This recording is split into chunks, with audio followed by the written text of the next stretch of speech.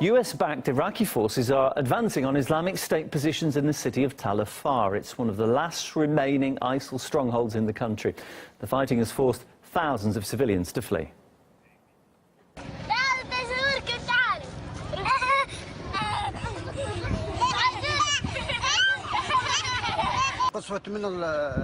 We ran from the shelling, from the coalition. We left, and the people from Islamic State came.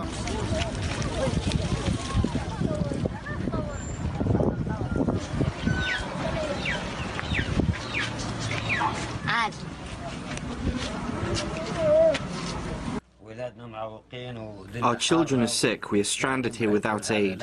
There is no fresh water anymore. Some of the aid workers have been here, but very few of them. This is my son. He is suffering. We have no electricity. Tal Afar is the latest front in the war on Islamic State. It comes after the recapture of Mosul, following a 9-month campaign that left much of that city in ruins. Brigadier reports from the war zone. Downtown Mosul, or what's left of it.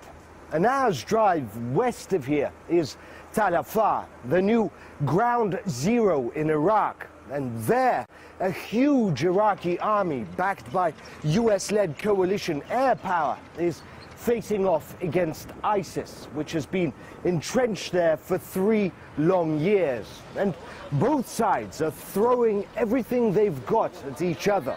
Trapped in the middle are 30,000 civilians who face a stark choice: stay and risk being killed in a coalition airstrike or being used as human shields by ISIS, or make a run for it and pray you aren't hit in the crossfire and that you make it through the desert and the merciless heat. It isn't an easy choice. We are hungry. We need clothes. We need food and water. Yesterday we got contaminated water. Even the animals won't drink it. We're living in terrible conditions. The UN fears for civilians trapped in Tal Afar, the deadly danger and the suffering that they endure. But getting out of Tal Afar and getting away from ISIS may only be the first step. There's plenty of obstacles to go. If you travel throughout Iraq, it's very heavily militarized. There are numerous checkpoints on major transport routes. To get through those checkpoints, you need documentation. If you don't have it, or if you have the wrong kind of documentation, you're prevented from moving further on.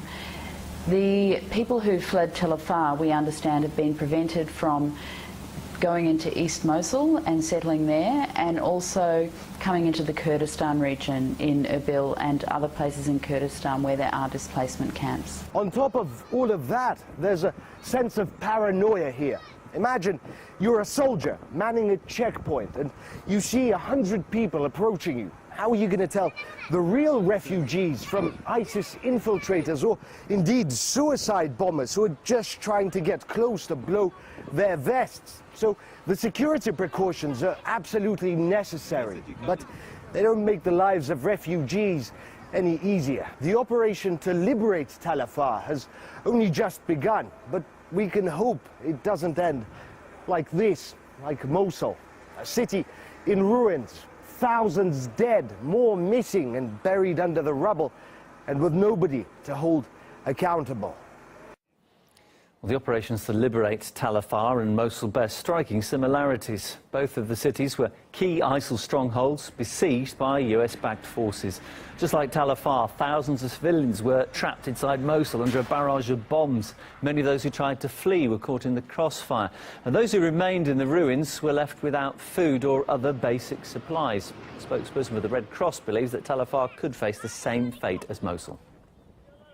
As the operations have been moving forward, of course, we see that there are a lot of civilians that have been affected. Of course, the people in Tal Afar will face similar consequences to what the people in Mosul have suffered from the lack of food, lack of water, of necessities. The battle, of course, is going to get even more intense.